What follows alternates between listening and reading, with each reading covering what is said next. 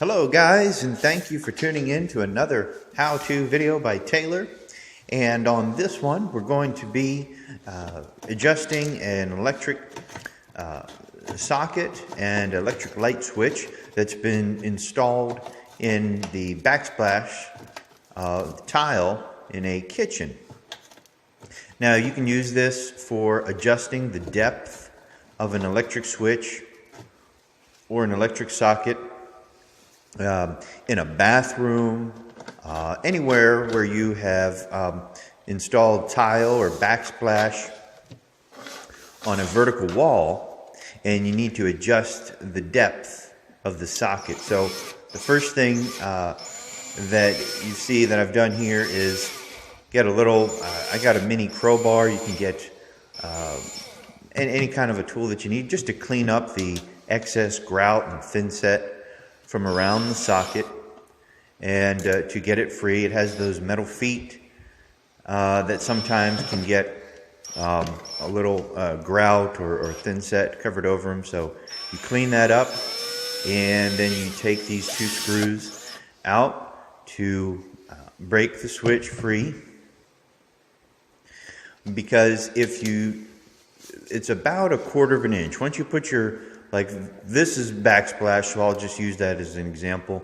Now, of course, you see I'm removing it there with a needle nose just to pull it out. All the electricity is off to the house. That's, of course, the first step that you want to do at the main breaker, main power. Now, this is basically the heart of it.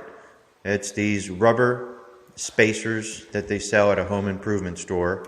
I use about four of them. They see those little pieces. I break off 4 of them and then they fold on top of each other like an accordion and end up to be a little rubber spacer, just the depth you need. It has that little channel in it, a little cutout, and that little groove channel you slip over the screw on the back side of the electric switch. There's a little groove there, and you're able to just snap it on to the back of the screw. Here's another example, and they come with little feet, kind of like Legos, and they snap into each other, fold over like an accordion, snap into each other, and create a little rubber foot, a little rubber spacer that is just exactly the depth that you need. Now, like I said, this is 1/4 inch tile, and then you have about 1/8 or 1/16 of an inch of the thinset that behind it. And so what works good for me is to get 4 of these and fold it over. Now, as you're screwing it down, they're flexible, they're pliable, these electric socket spacers. And so you only want to tighten the screw exactly where you need. You can continue to tighten it because they're flexible, they're rubber. You can tighten it down past the level of the surrounding tile, but of course you don't want to do that. So I check to make sure that it's on that same level as the surface, the surrounding tile surface, and just tighten these screws down exactly where they need to be. Now, if you do the backsplash tile, like you see over there to the left, that's not as thick. That's not as thick as a 1/4 inch piece of tile. And that's about half the thickness. So if you were doing this, making this adjustment into those backsplash glass, mosaic tiles, there you might only need 2 of those little rubber feet folded onto each other. Make a spacer that's just 2 of those pieces thick rather than the 4. All right, once you've got it at the right level that you want, get the electric plate, and now the screw holes in your electric switch will be exactly where they need to be for those small screws in the electric plate to grab onto them. And it comes out real good. It'll be exactly flush and has a real nice appearance, real nice look. And this here's another one. This is an example on an electric socket. Again, I take my little tool after turning off all the electricity to the house and break away any loose thin set or grout that has thin set, basically, that has gotten in over these metal feet or anywhere around it.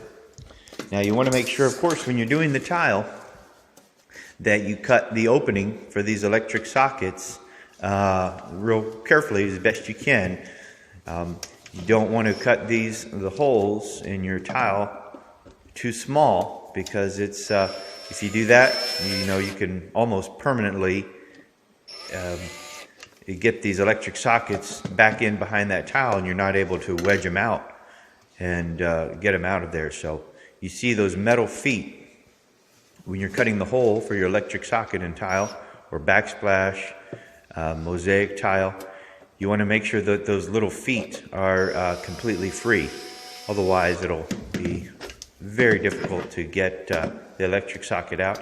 And you can have issues with your electric sockets. They can burn out, have a short, whatever it may be. And so you want to make sure that your electric sockets and switches are always accessible behind tile on a wall or backsplash.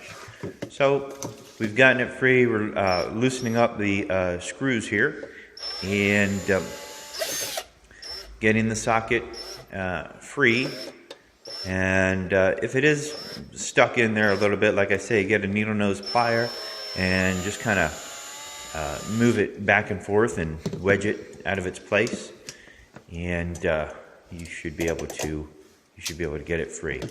So now once we've removed these screws, we'll go ahead and grab a hold of the socket itself and pull it out so that we can get in there behind it and put the electric spacers. Get a hold of that and pull it out. There it comes. Okay. Because of course, if you've maybe you're watching this video because you've done it. Okay, here, so you have the spacer there. Again, there's 4 of them. You see how they're just snapping into each other. You don't need to break them apart. They're all connected to each other by little tabs.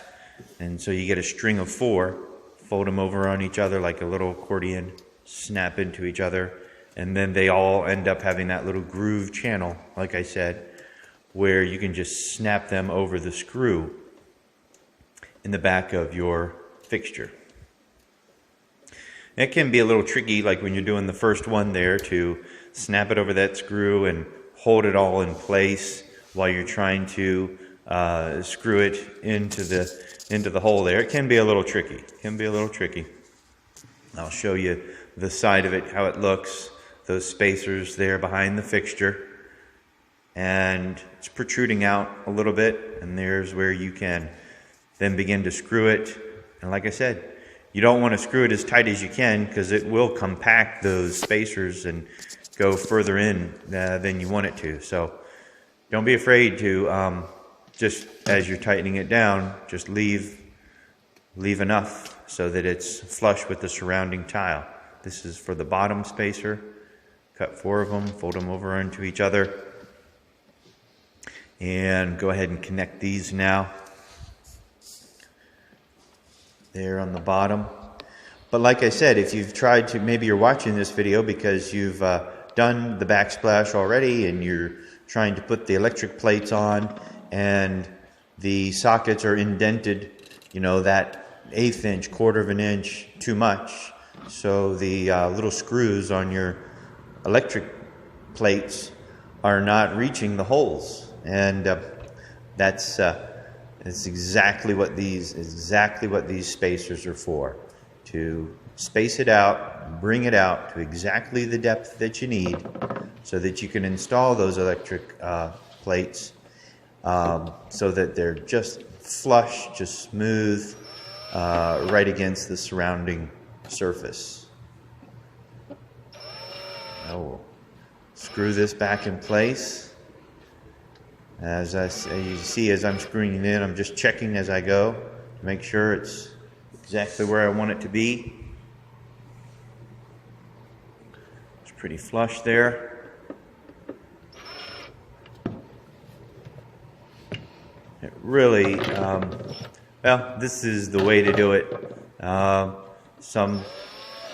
You might have tried, like I say, you might be watching this video because you might have tried something else, maybe to use a longer screw to get it back in there, or put some kind of spacer. Maybe it's protruding out and you tried to connect the electric outlet, but the plate is kind of sticking out from the surface of the tile. The good thing about these spacers is you can adjust them just exactly to where they need to be, so it ends up with a real professional look, even for a do-it-yourselfer or somebody who's doing this at home.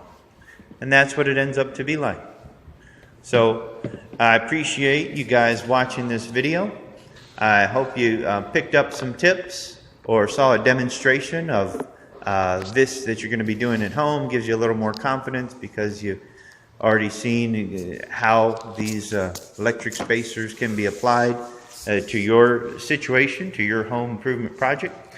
So if you enjoyed the video, picked up some tips, I appreciate if you give me a like on this video. That helps me, and also support my channel by subscribing. I come out with these home improvement and home maintenance videos pretty frequently on a variety of topics, on issues of home